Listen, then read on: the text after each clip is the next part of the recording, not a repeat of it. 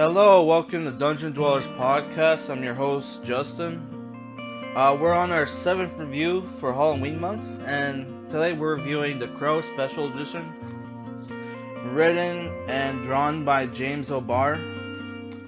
I was gonna wait till like the 13th, because I think the first time I ever watched the movie, which is based off the comic book, which is the famous movie where the son of Bruce Lee, Brandon Lee, starred in and got killed because because I guess there was they were using this prop gun that they weren't cleaning it properly, so there was like a bunch of like metal shavings and shit from all the times they fired the prop gun, that when they shot it for like one of the scenes near the end or whatever, the blast from the blank sent like all the metal shavings became like a ball and shot it off like a flintlock pistol, and it fucking didn't people say it hit him in the heart or some shit? It was like, what the fuck? But yeah, I was gonna watch that movie and compare it with the comic book, but I can't seem to find my copy of the Blu. I have it on Blu-ray. I can't seem to find it, unfortunately. But yeah, so today we're reviewing the book. The comic book came out in, I think it says 89. Let me double check. Let's see if it says anywhere. The cover says 91. That's weird. This has an 80s feel to it. So people don't know the background for this is that James O'Barr had a girlfriend who died. She was struck by a drunk driver, and that sent him into a horrible depression, where he was basically probably listening to a lot of The Cure and Joy Division, and wrote the most emo comic book ever. There's a lot of scenes in the comic book where he's just like hanging around, being depressed, having these weird like gothic visions. At one point he does morphine. I think in the movie he does heroin, but I could be wrong. Yeah, he's doing morphine. He's cutting himself. He's cutting himself. He's just being sad, depressed. Yeah, and while those scenes happen, you get like flashbacks to him hanging out with his girlfriend. Well, the story is, I'm probably rushing myself for the Zoomers who never heard of The Crow.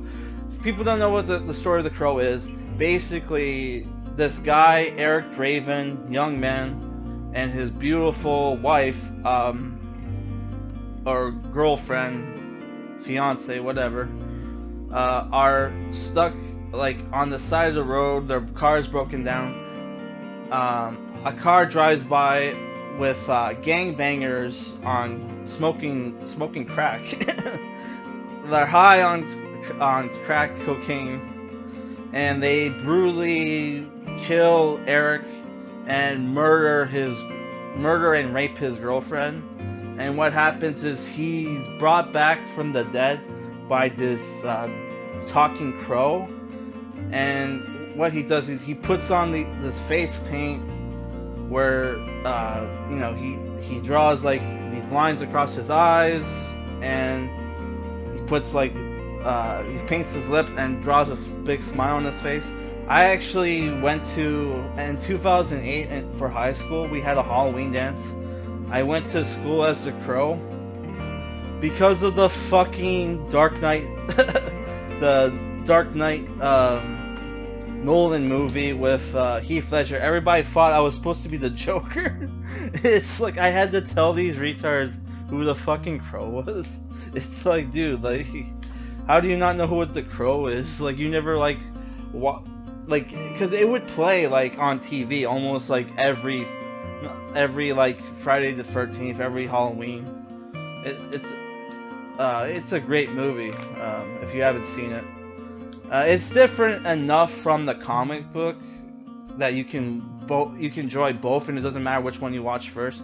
Especially here, he at certain points of this book, it comes off like The Wire, like like like some of the shit like these people say, these gangbangers say. There's a lot of like, because in this book, he fights a lot of gangbangers, Latinos, and African Americans, and junkies. Because in the movie, it was like primarily all junkies and white dealers. Here, it's like he's mostly fighting, yeah, Latino and black gangbangers. Yeah, so he becomes basically this emo Gothic Punisher, trying to find the individuals that killed him and murdered his wife, fiance, whatever. There's lots of scenes where he's like, while he's fighting them, he's reciting poems and he's saying poetic shit. There's even scene in between chapters where they'll have entire poem from some random guy. I don't know who. I'm not a huge poem reader. I took a lot of English courses in high school because I wanted to be a writer, and I had to write poems and shit, but and study poems, but I don't fucking remember anybody from those days. Yeah. There's a lot of graphic violence in here, and there's there's some pretty, the art is very weird. It's very almost anime-ish, and then there's scenes where it's where the art's really great. It looks almost like a painting. I should mention it's in. Do I have to even say that this is in black and white? It's like an emo comic book. I also forgot to mention that before this got published, it hit the indie scene, and it became a big deal in the indie comic scene, which doesn't happen very often, from what I've heard. So yeah, the art is, I would say the art, it's a mixed bag. Some people might hate it, some people might like it. I will say this, the art seems to get better as it goes along. Probably because it took years to finish this series. Yeah, the book, it's $20 American, so Canadian you're paying it's 18, sorry.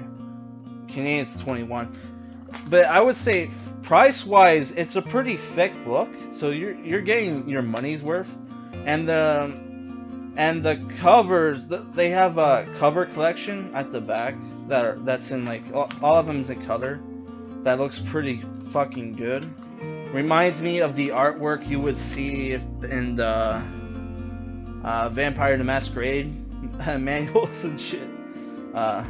Yeah. So it's the thing where to properly enjoy this comic book, you have to read it at night. You have to have the Cure or Joy Division playing, and while reading this comic book, you have to, in the back of your head, be thinking of an ex-girlfriend that you really had a thing for that didn't go well. Yeah, you have to really enjoy this book, you have to be in this almost sad, depressed kind of mood. There's no two ways about it. If you're not into Gothic or emo shit, you're probably not gonna like this book. But you are. I would say I would totally recommend this book. Though it's hard to give it a rating because it was such a passion project, and and there's a lot of heart in this book. So. And then there's the sad fact that this guy, who became big because of this book, and The Crow was a big deal. There was 4 movies. There was a TV show. There were video games. If you ask me, the only movies worth watching are The Crow 1 and 2, and then the 4th one with that the kid from like Terminator 2. I forget his name, but that one, Wicked Prayer, is what the movie's called. Like The Crow Wicked Prayer would almost be good if it wasn't for him, because he's like fat and he's like really short. So, and he's trying to be emo. It's like, and tough at the same time. It's like, oh my god, if they had replaced this retard with somebody else, this movie would be actually a really good movie, because that's the guy from Bones and like Angel, like Buffy the Vampire Slayer. I think his name is David Baranius or some shit, like his Italian last name. He plays this satanic like cult leader who's like trying to like summon the devil and become a demon at the same time. Really cool movie, except for Edward. I forget his last name. Let me just check it right now. Terminator 2. I'm checking on my PS4. It would probably be faster if I. Edward Furlong. How did I forget? You know, I thought this fucker was dead for years.